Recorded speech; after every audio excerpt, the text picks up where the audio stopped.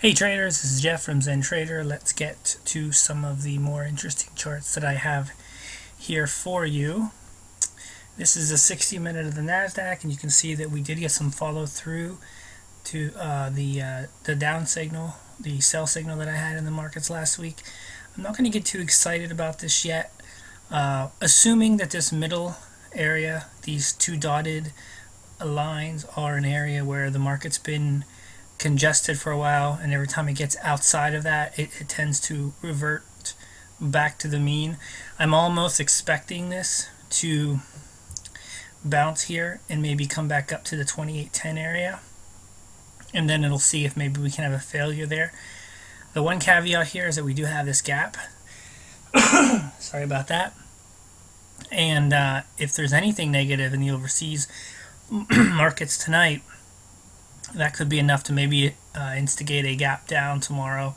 And then maybe we find some support in 27.55, 27, and about the 27.45 area. My bad. So that could be an area where I may be looking to take some profits. The reason being is I do believe that's right about the area where the lower Bollinger Band is on the NASDAQ daily. So that's something to keep an eye on. Here in the Dow Jones 60-minute, I didn't draw it, but you can imagine it. I'm fairly sure that you can envision this bullish falling wedge here. I'm not putting a whole lot of faith in this pattern. I just noticed it, and this could coincide with what I was just saying. Maybe we have a slight bounce in the NASDAQ, which of course the Dow was the stronger component today, it only falling 0.38 with the NASDAQ falling 1.63. So maybe we do bounce a little tomorrow, but not enough in my opinion. This is not something that you want to go and you want to buy long yet. I think there's still a lot of weakness. I think we could go a lot further. You can see here all of the major indexes are on the wrong side of the Keltner channel, in my opinion. They're all below the middle Keltner channel, and this is a very bearish black candlestick put in here on the NASDAQ. And you can see here these moving averages are starting to align and point down. So we had an uptick in the ADX.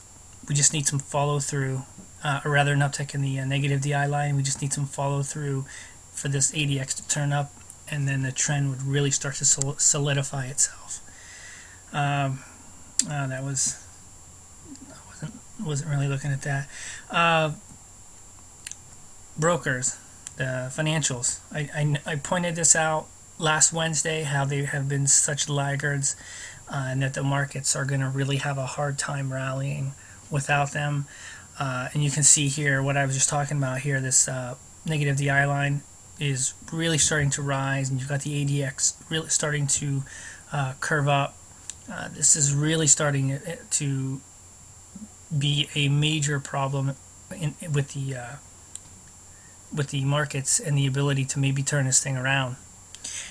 We've fallen below the 200-day moving average today on the XBD, so this is certainly an area that I think is going to cause the markets to have some major problems. And then the last thing I wanted to point out here is we are at support, in my opinion, on the NASDAQ. We're at the 50-day moving average.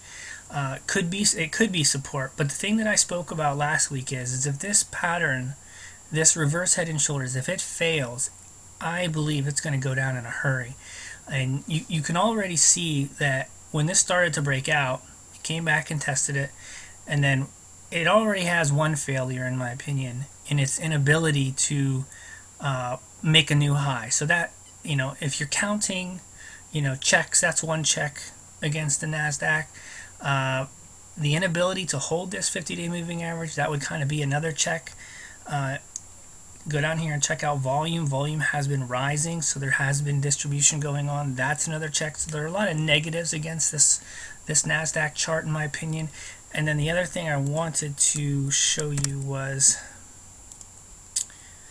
where we may bounce. Like I said, if we do have a significant gap down tomorrow, I do expect us to have some kind of bounce at the lower Bollinger Band.